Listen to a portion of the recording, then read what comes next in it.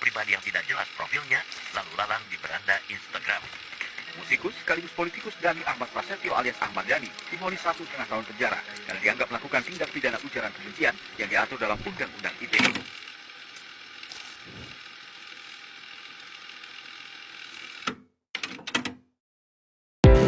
Data APJI tahun 2025 menunjukkan lebih dari 220 juta orang Indonesia menggunakan media sosial. Media sosial memberi kemudahan tapi juga tantangan seperti hoaks, ujaran kebencian, dan konten negatif. Sebagai umat Islam, kita bisa mengaplikasikan ajaran hadis sebagai pedoman. Berikut ada 5 hadis sahih seperti beserta penjelasannya. Hadis pertama mengenai kejujuran dalam menyampaikan informasi. Dari Abu Hurairah radhiyallahu anhu, Rasulullah shallallahu alaihi wasallam bersabda, "Hendaknya kamu selalu jujur karena kejujuran akan membawa kebaikan. Dan kebaikan akan membawa ke surga. Dan orang yang bertakwa apabila berbicara pasti berkata benar, dan apabila beramal pasti mengerjakan kebaikan. Sedangkan orang yang berdusta akan membawa kepada keji, dan keji akan membawa ke neraka. Dan orang yang berdusta apabila berbicara pasti berdusta, dan apabila beramal pasti mengerjakan keji." Muhammad bin Ismail Abu Sa'id Al-Makburi. Hadis ini mengajarkan kita untuk menghindari penyebaran hoaks.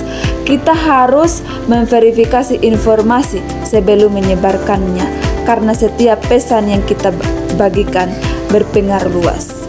Hadis kedua, larangan ghibah dan fitnah. Dari Abu Hurairah radhiyallahu anhu, Rasulullah sallallahu alaihi wasallam bersabda, "Barang siapa yang beriman kepada Allah dan hari akhir, maka janganlah dia membicarakan kejelekan saudara muslimnya.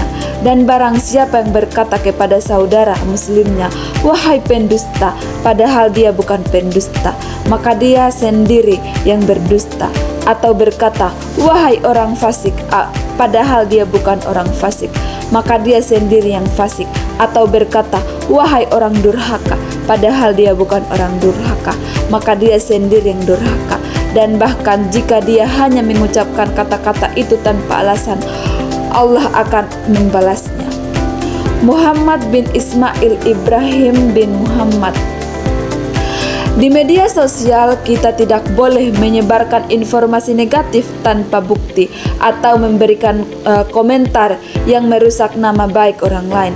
Setiap ucapan memiliki konsekuensi. Hadis ketiga mengenai menghindari buruk sangka.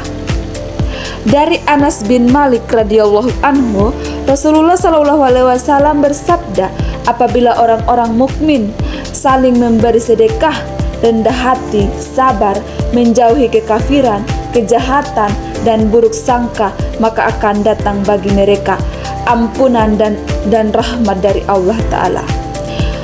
Muhammad bin Ismail Yahya bin Said. Jangan mudah berpikir negatif terhadap postingan atau komentar orang lain tanpa tahu konteksnya.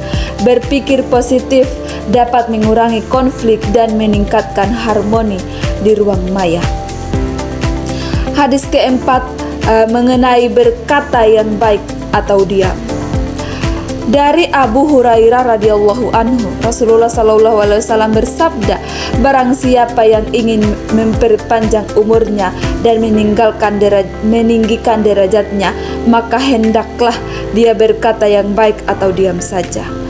Muhammad bin Ismail Abu Sa'id Al-Makburi. Hindari memberikan komentar yang tidak konstruktif atau menyakitkan. Jika tidak bisa berkata baik, lebih baik diam. Hadis kelima, persaudaraan umat muslim. Dari Abu Hurairah radhiyallahu anhu, Rasulullah sallallahu alaihi wasallam bersabda, perumpamaan orang-orang mukmin dalam kasih sayang, belas kasihan, dan rasa memiliki. Mereka adalah seperti tubuh manusia. Apabila salah satu anggota tubuhnya sakit, maka seluruh tubuh akan merasakan sakit. Tidak bisa tidur dengan nyenyak, dan mata pun tidak bisa tertutup lelap. Muhammad bin Ismail Abu Said Al-Makburi. Gunakan media sosial untuk mempererat persaudaraan, bagikan informasi bermanfaat, berikan dukungan kepada saudara yang kesusahan, dan jaga tali silaturahmi. Dan yang terakhir adalah hadis-hadis ini memberikan panduan etika yang jelas untuk bermedia sosial. Kita harus menjaga kejujuran, menghindari ghibah dan buruk sangka, berkata yang baik, serta memperkuat persaudaraan. Semoga kita semua bisa menjadi pengguna media sosial yang baik dan bertanggung jawab. Terima kasih telah menyaksikan video saya. Saya akhiri dengan kata billahi fisabilil haq fastabiqul khairat. Wassalamualaikum warahmatullahi wabarakatuh.